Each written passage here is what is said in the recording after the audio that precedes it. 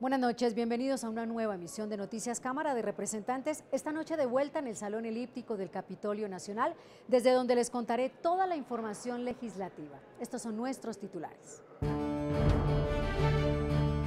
En sesión presidencial, el uso recreativo de la marihuana para adultos en Colombia se volvió a hundir. Los autores de la iniciativa no se dan por vencidos y anuncian que la volverán a presentar. El Congreso legisla para garantizar vacuna de los colombianos contra el COVID. Las dosis serán gratuitas. Una nueva ley de vivienda permitirá que Colombia sea un país de propietarios y no de arrendatarios. Votación a domicilio y ampliación de la jornada electoral hasta las 5 de la tarde. Algunos de los cambios del Código Electoral. Por segunda vez, la Cámara de Representantes hundió el proyecto de acto legislativo que pretendía legalizar el consumo de marihuana con fines recreativos para mayores de edad. Luego de 6 horas de intenso debate, los ponentes no lograron convencer a las mayorías de que era hora de dejar atrás la prohibición y llevar el negocio a la legalidad. El proyecto fue archivado con 102 votos contra 52. Con 3 ponencias en contra y por una mayoría abrumadora, fue archivada la iniciativa que buscaba la legalización del consumo de marihuana solo para mayores de edad. Voceros de diferentes bancadas manifestaron que era una iniciativa que podría inducir al consumo generalizado de drogas a los jóvenes del país. El acto legislativo no pretende ninguna medida de salud pública, por el contrario, lo que ordena el acto legislativo es disponer, incentivar, fomentar y permitir el consumo de sustancias psicoactivas. Este es un gran logro por nuestros niños, por las familias, cientos de madres desesperadas porque sus hijos están cayendo en las drogas. Pues este Congreso le ha dicho no a la legalización y esperamos que sigamos combatiendo la drogadicción con políticas públicas de atención integral, de prevención. Por su parte, los autores y ponentes del proyecto defendieron el acto legislativo, argumentando que la regulación le daría un golpe al tráfico ilegal del cannabis, reduciría la violencia y representaría un gran alivio para la economía del país. Se estima que el mercado legal global de cannabis se va a multiplicar por 10 a 2025.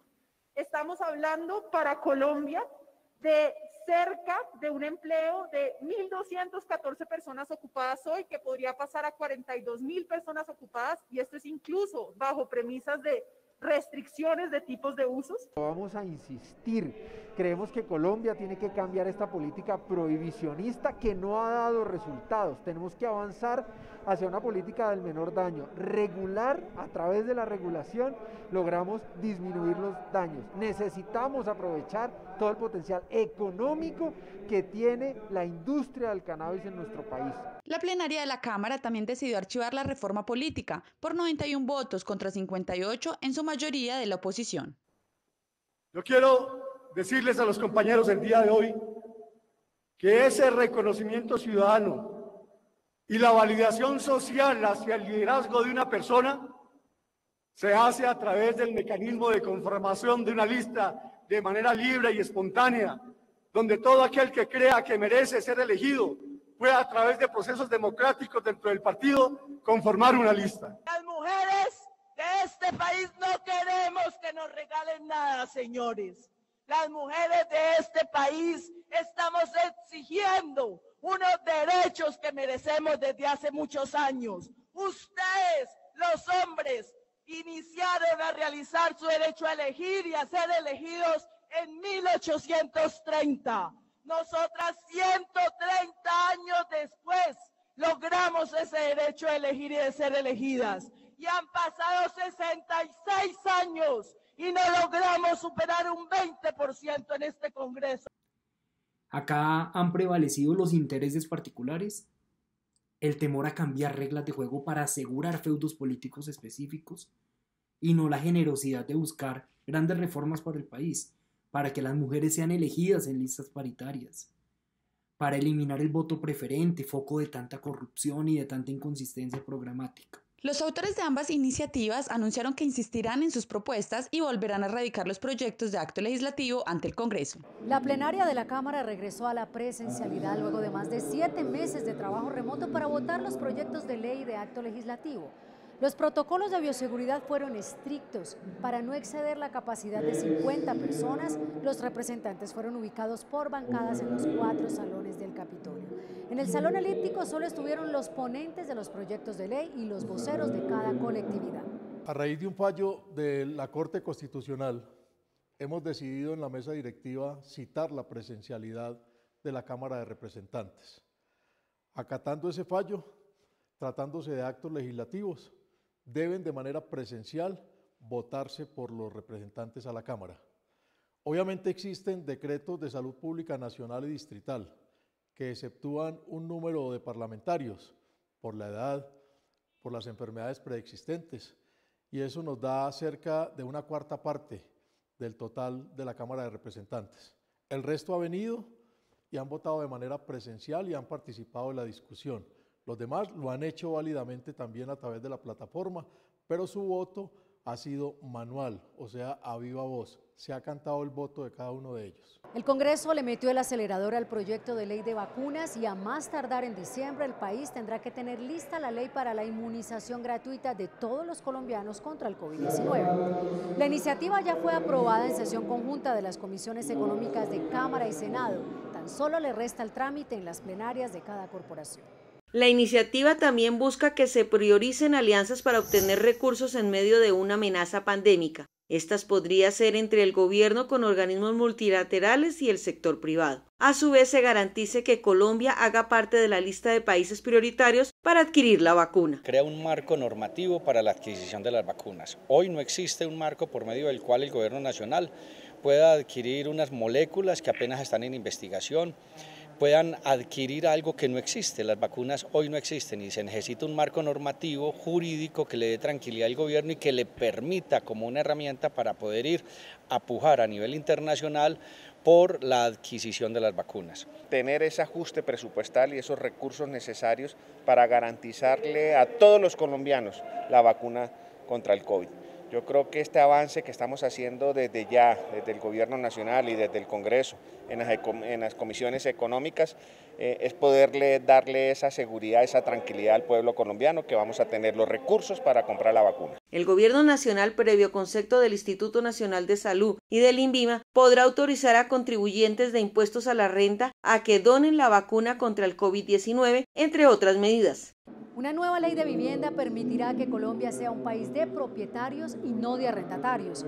La plenaria de la Cámara aprobó esta iniciativa que permitirá desarrollar proyectos en áreas urbanas y rurales de manera organizada, con facilidad de acceso y uso adecuado del territorio. El Censo Nacional del DANE, que se realizó en 2020, arrojó que existe un déficit habitacional del 36,6% que afecta a más de 5 millones de hogares colombianos. Con la aprobación de este proyecto se pretende que la construcción de vivienda sea una política de Estado colombiano sin importar el presidente de turno y que se fortalezcan los programas de vivienda, tanto en el ámbito urbano como en el rural. Tiene cosas muy importantes: vivienda rural, un fortalecimiento a la vivienda rural, que se pueda reconocer el costo del transporte, que se puedan reconocer aquellos materiales que nos permiten efectivamente hacer vivienda rural.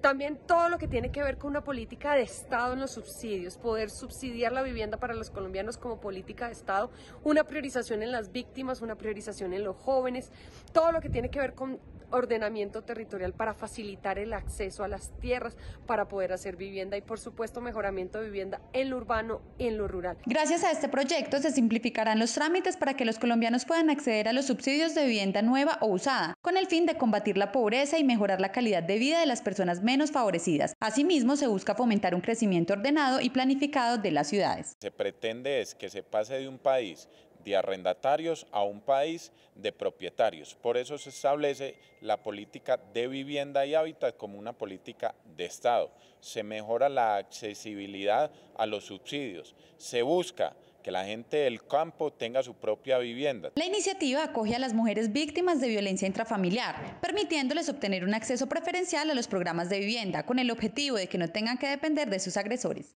Avanza en el Congreso el nuevo Código Electoral colombiano. 3 formas diferentes de votar, entre ellas el voto electrónico, la ampliación de la jornada electoral en 1 hora, es decir, hasta las 5 de la tarde, y votación a domicilio. Son algunas de las novedades que propone la iniciativa. que acabaría con la inscripción de cédulas, la forma en cómo se escogen a los jurados de votación, entre otros aspectos que reducirían la posibilidad de fraude electoral. Se avanza en un voto mixto, es decir, ya no sería solo el voto manual, que es el que conocemos ordinariamente, sino que se da el paso a otras modalidades de voto, como es el voto remoto, que va a permitir, con el uso de la tecnología, pues tener unos procesos también transparentes, más ágiles y que van a permitir resultados más rápidos. Adicionalmente, se avanza mucho en la equidad de género, aumentando la cuota de equidad de género del 30%, como está hoy, pasando a un 40%. Vamos a entregar un código electoral actualizado, un código electoral que se va a parecer a la Carta Política del 91. Las normas que teníamos eran dispersas y en muchas ocasiones contradictorias. La iniciativa también plantea crear nuevos puntos de votación a domicilio y puntos especiales para atender a votantes en condición de discapacidad, entre otros beneficios para el votante. Hemos querido que todos los congresistas opinen, propongan, porque al final va a ser el código de las fuerzas políticas y de la ciudadanía. ¿Qué viene ahora? Una vez por la aprobación de las comisiones primeras, estaremos yendo ya a las plenarias de Cámara y Senado. Con esta iniciativa se buscará también bajar las cifras de abstención en el país. El presupuesto de regalías para el 2021 y el 2022 por 17.3 billones de pesos pasó su primer debate. El 34% de los recursos irán para las regiones y el 25% serán destinados a los municipios productores de hidrocarburos. Por los bajos precios del petróleo, los recursos proyectados son inferiores a los de la vigencia 2019 y 2020. Es un monto histórico, 17.3 billones de pesos, de los cuales va a ir una proporción más de 12 billones de pesos que van a administrar directamente los municipios y departamentos, a lo que le llamamos regalías directas. Pero hay un monto muy importante para el proceso de paz, 4.2 billones de pesos. Estos recursos van a ser definitivos en el plan de reactivación económica. Nosotros habíamos hecho una reforma constitucional en la cual se eliminaron los OCAT, que eran unos trámites engorrosos para la aprobación de los proyectos, pero también tienen unos costos de nómina muy altos.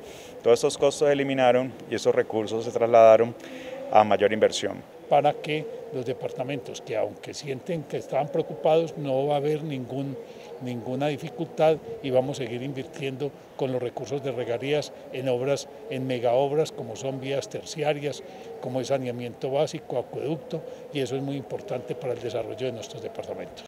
Visto bueno a la Ley del Turismo, presentada con mensaje de urgencia por el Gobierno Nacional. Las comisiones sextas de Cámara y Senado aprobaron reducir el IVA de los tiquetes aéreos y otros beneficios tributarios para los empresarios asociados al turismo, uno de los sectores más golpeados por la pandemia. Contribuir a la reactivación económica y la sostenibilidad de cada uno de los eslabones que integran el sector de turismo y poder alivianar las cargas tributarias y los compromisos económicos de los empresarios son los objetivos primordiales de este proyecto, que fue aprobado en su primer debate en comisiones conjuntas. Esta ley trae muchos beneficios tributarios. Primero, exclusión del IVA en los servicios turísticos, disminución del IVA del 19 al 5% en los tiquetes aéreos, cero hipoconsumo, pero también esta ley trae algo muy importante, que es que en todas las playas debe de haber salvavidas con los elementos de seguridad. Sobretasa a la energía, eso es importante porque permite que disminuyan sus costos de operación, por eso en este proyecto de ley ha quedado incluida. Además de ello, la tarifa especial del 9% sobre el impuesto de renta para este tipo de entidades prestadoras de servicio que están relacionadas con el tema de hotelería y turismo. También establece un alivio para quienes aún no han refrendado su condición de operadores turísticos. La creación transitoria por única vez de una amnistía que cobijará a todos aquellos prestadores de servicios turísticos que por diferentes causas no pudieron renovar este año el Registro Nacional de Turismo, para que puedan hacer este proceso de reactivación sin tener que pagar la multa equivalente a un salario mínimo mensual legal vigente. Incluye además la aplicación de un descuento del 25% del impuesto a la renta para quienes inviertan en proyectos de conservación y protección del medio ambiente asociados con planes turísticos y la eliminación del bilingüismo como exigencia para los guías de turismo. Excombatientes de las FARC de distintas zonas del país llegaron a Bogotá en la denominada Peregrinación por la Vida y por la Paz. Voceros y líderes de la movilización se reunieron con la Comisión de Paz del Congreso en busca de soluciones a los problemas de seguridad a los que se han visto enfrentados y garantías de cumplimiento del acuerdo de paz. Desmovilizados de los 24 espacios territoriales de capacitación y reincorporación, solicitaron a la Comisión velar para que el gobierno cumpla con los acuerdos pactados, proteger sus vidas y restituir sus tierras. Ratificar de viva voz su voluntad de mantenerse en el proceso de paz, de defender la vida, de proteger los acuerdos. Los peregrinos por la paz, la vida y la reconciliación denunciaron el asesinato de 236 exguerrilleros y 47 de sus familiares y expusieron además la lamentable situación de las mujeres excombatientes que están siendo revictimizadas. Los voceros del Tolima, del Meta, de Norte de Santander, de Arauca, entre algunos de los que participaron en esas vocerías, hay yo diría una expresión de enorme preocupación. Sienten que del lado del gobierno no hay un cumplimiento, que sus vidas están amenazadas, que los proyectos productivos no avanzan y nos pidieron de manera contundente que siguiéramos apoyando y protegiendo la paz. Para la guerra nada, nos dijeron, para la paz todo. Y precisamente para hablar sobre este tema, hoy el protagonista en cámara es el representante de Antioquia por el partido FARC, Omar Restrepo. Representante, bienvenido y cuéntenos qué motivó la peregrinación por la vida y por la paz. Buenas noches, Mabel, gracias por la invitación. Buenas noches, colombianas, colombianos.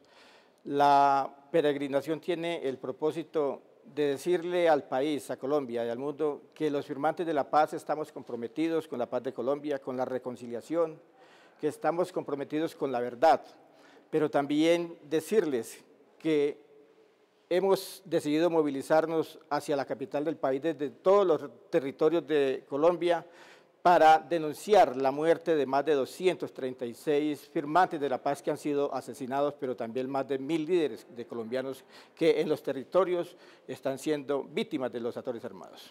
¿Cuántos excombatientes han llegado a la capital? ¿Cuántos se han unido y qué han logrado? ¿Qué resultados han tenido? Nosotros llegamos 2000 excombatientes firmantes de la paz. Logramos en el trayecto de cada uno de los desplazamientos hacia la Plaza de Bolívar, hablar con las comunidades, pedir perdón, hacer ejercicios de reconciliación, pero también ir reconstruyendo el tejido social que había fracturado el conflicto. Y hemos logrado decirle a Colombia, aquí estamos en la Plaza de Bolívar, y lograr que el consejero y el director de la ARN atendiera una delegación de nuestro partido, de nuestra organización política, y se generaran algunos compromisos, como el darle tierra a los firmantes de la paz, garantizar la vida de los firmantes de la paz, pero también evitar la estigmatización, que es otro de los fenómenos que nos ha venido afectando, porque se estigmatiza y eso es como darle combustible a los actores armados en el territorio que nos sigan asesinando. Usted ha mencionado unos encuentros de reconciliación y de perdón que se han hecho aquí en la capital, pero sabemos que también lo han hecho a lo largo y ancho del país. ¿En qué otros municipios han tenido estos gestos de perdón y estas actividades? Bueno, nosotros en el curso del proceso hemos tenido esos gestos en Bojayá, en La Chinita, en Urabá, pero ahora en este ejercicio de peregrinación tuvimos en Puerto Boyacá, ahí nos reunimos con las víctimas, nos reunimos con las comunidades, nos reunimos con uno de los líderes del paramilitarismo del Magdalena Medio en Doradal, Antioquia, con Ramón Izaza y su hijo. Ahí hicimos un gesto de reconciliación. Él se comprometió a apostarle a la paz, nosotros también a construir y a buscar la paz para los colombianos. Bueno, representante, muchísimas gracias. A usted por la invitación y un saludo muy cordial para ustedes y para todos los colombianos. Después de 30 años, el Código de Ética Médica, que es el conjunto de normas sobre las que se debe ceñir el ejercicio de la medicina en Colombia, será actualizado. La Comisión Séptima de la Cámara aprobó en primer debate el proyecto que busca la protección y el respeto tanto para el médico como para el paciente.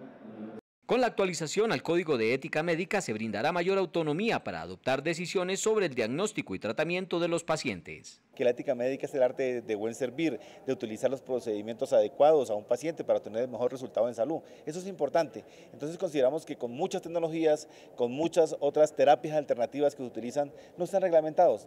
Por otra parte, la Comisión Séptima ya inició la socialización del proyecto de ley de reforma a la salud, iniciativa parlamentaria que tiene mensaje de urgencia por parte del Gobierno Nacional. Que las EPS tengan un mayor control, vamos a ser mucho más estrictos en la habilitación y se va a pagar por resultados. Vamos a eliminar las autorizaciones para que el afiliado, el paciente, no tenga que requerir ir a hacer filas para que le autoricen un medicamento, para que le autoricen un procedimiento. La Comisión Quinta visitó el municipio de Aranzazu, en Caldas, donde realizó una audiencia pública para conocer la situación actual por la que atraviesan los productores y comercializadores agrícolas de esta zona del país. Una de las mayores inquietudes es la necesidad de abrir espacios para comercializar los productos de manera directa y así tener una mayor rentabilidad en sus cosechas. La idea es que nos apoyen para consumiendo nuestro café. Somos 52 familias campesinas, nosotros mismos los producimos, los sacamos artesanalmente. Los representantes de la Comisión Quinta se comprometieron a llevar la vocería de las inquietudes ante el Gobierno Nacional en busca de soluciones. Al municipio de Aranzazu, Caldas, en el norte, la Comisión Quinta en pleno, en una sesión formal, para que de manera presencial y semipresencial realizáramos la misma. Hoy nos acompañan autoridades del Gobierno Nacional. Con la responsabilidad que la Comisión Quinta tiene de tocar los temas agropecuarios, lo propicio es llegar a los territorios. Hemos llegado al departamento de Caldas acudiendo, digamos, un llamado que hace el doctor Félix Chica, representante de la Cámara del departamento de Caldas en la Comisión Quinta, para observar lo que está pasando en Aranzazu, observar lo que está pasando en el norte del departamento, y así lo haremos en todos los departamentos que están representados en esta comisión. La comunidad de Aranzazu agradeció estos espacios abiertos por la Cámara, que facilita el contacto directo con las regiones y así conocen de primera mano las necesidades que los aquejan. Nariño es otro de los departamentos del país fuertemente afectados por la pandemia del COVID-19, ya que el sector agropecuario, el turismo y el comercio con Ecuador, base de su economía, ha sido seriamente golpeado. ¿Cómo avanza la recuperación de este departamento? En los últimos días el gobierno anunció grandes inversiones que ayudarán para la reactivación económica de esta región.